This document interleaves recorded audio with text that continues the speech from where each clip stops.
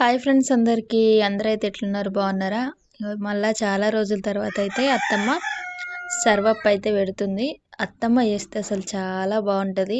నేను చేస్తే ఇంత పర్ఫెక్ట్‌గా అయితే రాదు.